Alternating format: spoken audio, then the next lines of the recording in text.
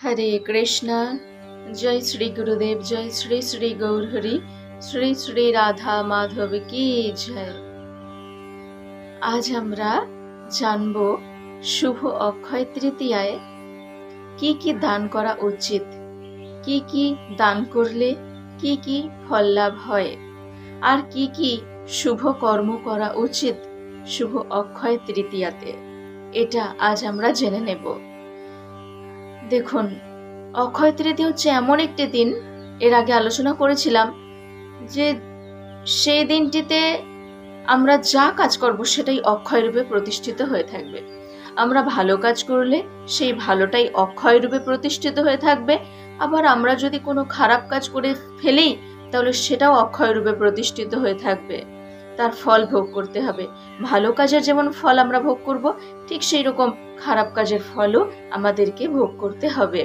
এবার দান হচ্ছে খুব গুরুত্বপূর্ণ। বলা হয়েছে যে অক্ষয় তৃতীয়ার দিন কেউ যদি ভগবান শ্রীহরি বিষ্ণুর চরণে তুলসী চন্দন নিবেদন করেন, আর সেই দিন যদি সাধুগুরু বৈষ্ণবদের দান দক্ষিণা প্রদান করেন, তাহলে ভগবানের কৃপা অবশ্যই লাভ করা যায়। এর সাথে সাথে বর্ণনা করা হয়েছে যে কি কি দান করলে কি কি ফল লাভ হয়। যেমন জল দান করতে হয়, তারপরে চন্দন দান করতে হয়, তাম্বুল দান করতে হয়, নারিকেল, এটা ওটা দুগ্ধ, জলপূর্ণ কলসি, এই সব কিছু দান করতে হয়। এবার তার ফলে আমরা কি লাভ করব? আমরা সবসময় প্রথমেই ভাবি যে আমরা যে একটা কাজ করব তার ফলে আমাদের কি লাভ হবে। তো আসুন আমরা তাহলে জেনে নিই যে কি লাভ হবে আমাদের। বলা হয়েছে যদি অক্ষয় তৃতীয়ার দিন কেউ জল দান করে থাকেন, তাহলে অগাধ অনেক ধন সম্পত্তি লাভ করা যায়।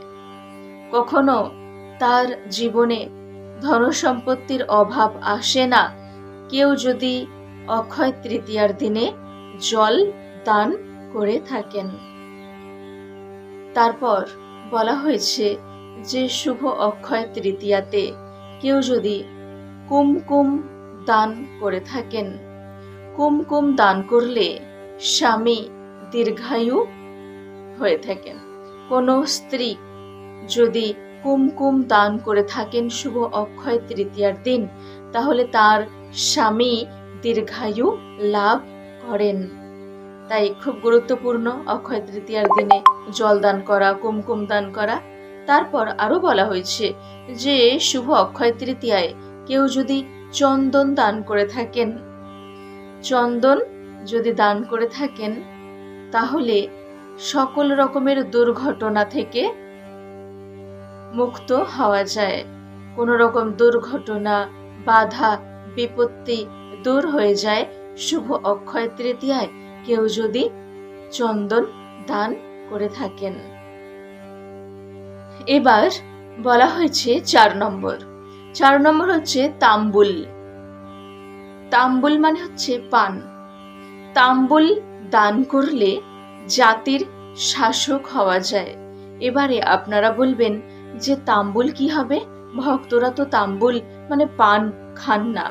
দেখুন, ভক্তরা পান খান না, কিন্তু ভগবানকে নিবেদন করা যায়। ভগবানকে নিবেদন করা যায়, কিন্তু তারপর ভক্তরা সেটা আর গ্রহণ করেন না। কারণ কি? যদি পানের সাথে ওই যে মশলা থাকে, তাতে যদি নেশা হয়ে যায়, সেই জন্য। তো তবুও যেহেতু বর্ণনা আছে তাম্বুলের কথা, সেই জন্য বললাম যে তাম্বুল যদি দান করা হয় তাহলে জাতির শাসক হওয়া যায়। তারপর বলা হয়েছে 5 নম্বরে নারকেল। নারকেল তো ভগবানের খুব প্রিয়। নারকেল নাড়ু, নারকেল দিয়ে তৈরি সমস্ত কিছু মিষ্টি ভগবানের অতি পছন্দের, অতি প্রিয়।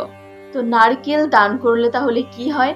বলা হয়েছে কেউ যদি নারকেল দান করে থাকেন শুভ অক্ষয় তৃতীয়াতে, তার এত পুণ্য লাভ হয় যে তার শেষ 7 প্রজন্ম নরক থেকে উদ্ধার হয়ে যায়। তাই নারকেল দান করা অক্ষয় তৃতীয়ার দিনে অত্যন্ত শুভ।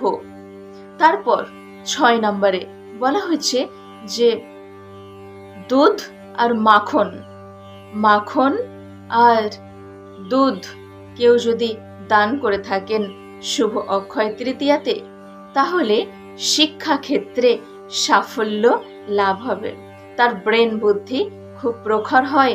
কেউ যদি দুধ আর মাখন যদি দান করে থাকেন অক্ষয় তৃতীয়াতে।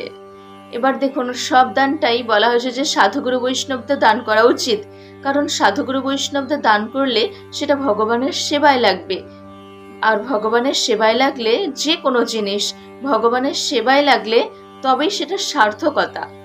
কারণ কি, গীতায় ভগবান বলছেন যজ্ঞা শিষ্টা শিন সন্তমুচ্যন্তে সর্বকিল বিষয়ী ভুঞ্জতে তে ত্বঘং পাপা ইয়ে পচন্ত্যাত্ম কারণাৎ।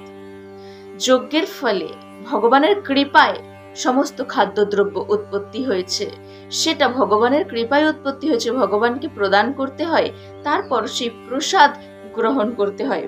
ভগবানকে নিবেদন না করে যারা নিজের জন্য রান্না করে, নিজের জন্য সবকিছু করে, তারা আসলে ভুঞ্জতে তে ত্বঘং পাপা ইয়ে পচন্ত্যাত্ম কারণাৎ। যারা নিজের জন্য রান্না করে, নিজে খাবার জন্য ভগবানকে নিবেদন করে না, তারা পাপ ভক্ষণ করে, গীতায় ভগবান বলেছেন। কারণ সবকিছু ভগবানের, ভগবানকে নিবেদন করতে হয়। ভগবানকে নিবেদন করলে শেষ হবে না কোনো কিছু, যেটা দেবেন সেটাই ফেরত পাবেন। শুধু তাই নয়, যেটা দেবেন সেটা দেখতে পাচ্ছেন যে হ্যাঁ আমি থালায় সাজিয়ে যেটা দিচ্ছি সেটাই ফেরত পাচ্ছি, শুধু সেটা না, ভগবানকে আপনি 1 ভাগ দিলে আপনি 100 ভাগ ফেরত পাবেন। 1 টাকা যদি ভগবানের জন্য সেবায় কাজে লাগান, 100 টাকা ফেরত পাবেন, গ্যারেন্টি আছে। তো তাহলে কি শিক্ষা ক্ষেত্রে সাফল্য লাভ করা যায় কেউ যদি দুগ্ধ আর মাখন দান করে থাকেন।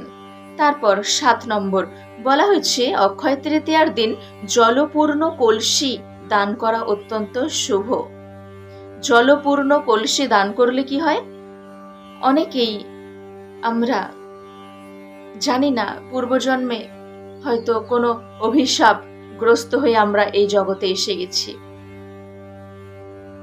আবার এ জীবনেও দেখি যে এ ওকে অভিশাপ দিচ্ছে, সে তাকে অভিশাপ দিচ্ছে। তো এই শাপ থেকে মুক্ত হওয়া যায়, অভিশাপ থেকে, পূর্বজন্মের তারপরে এই জন্মের যত অভিশাপ থেকে মুক্ত হওয়া যায় যদি জলপূর্ণ কলসি দান করা হয়।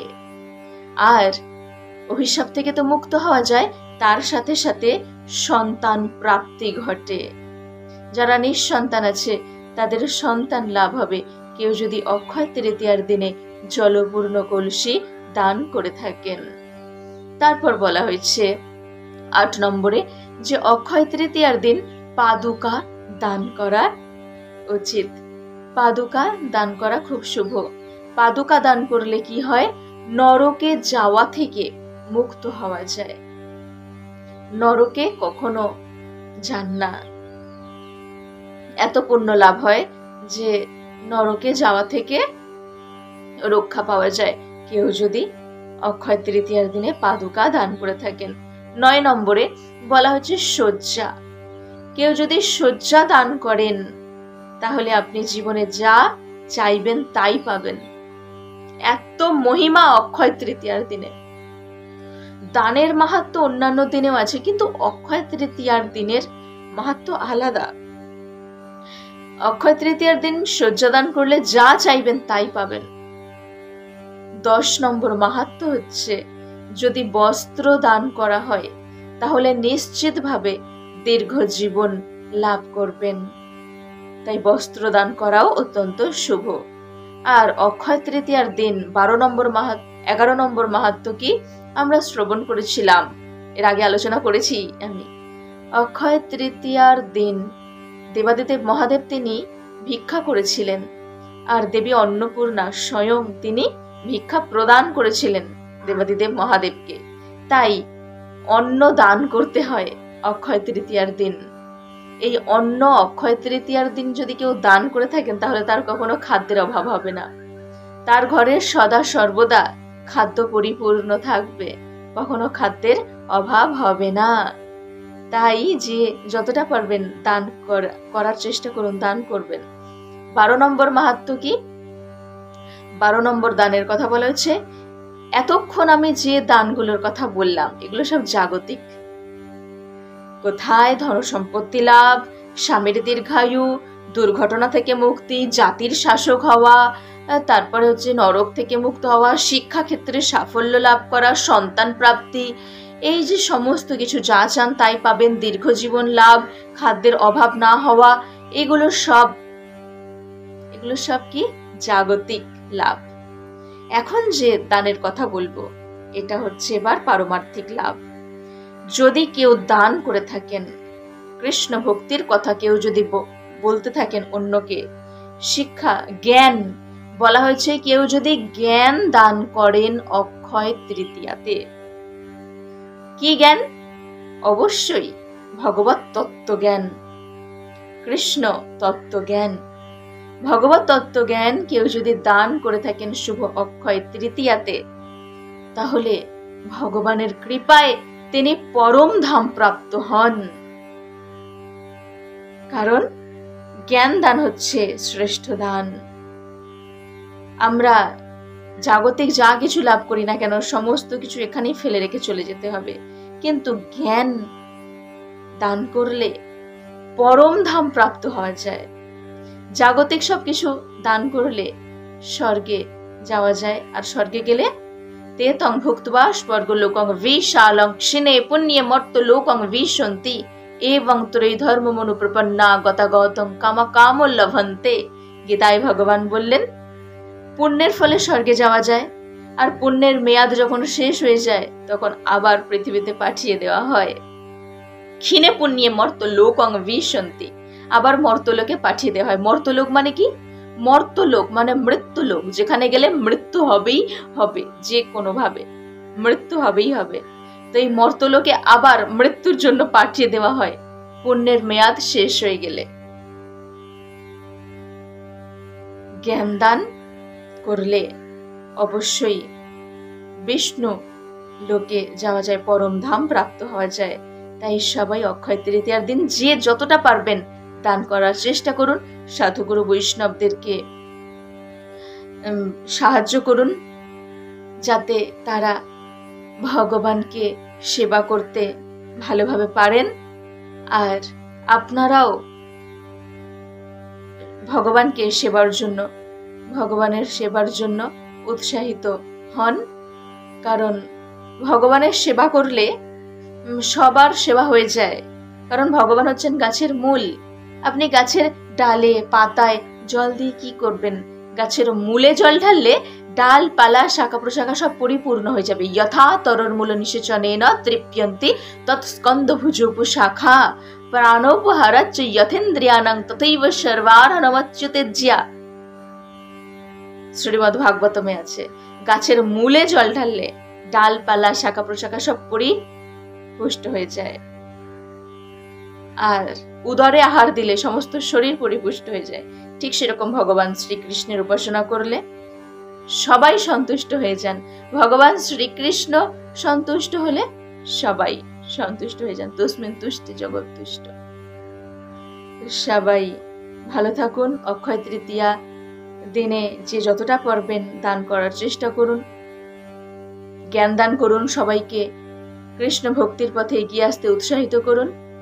সবাই আমার সাথে বলুন, হরে কৃষ্ণ কৃষ্ণ কৃষ্ণ কৃষ্ণ হরে হরে, হরে রাম রাম রাম হরে হরে।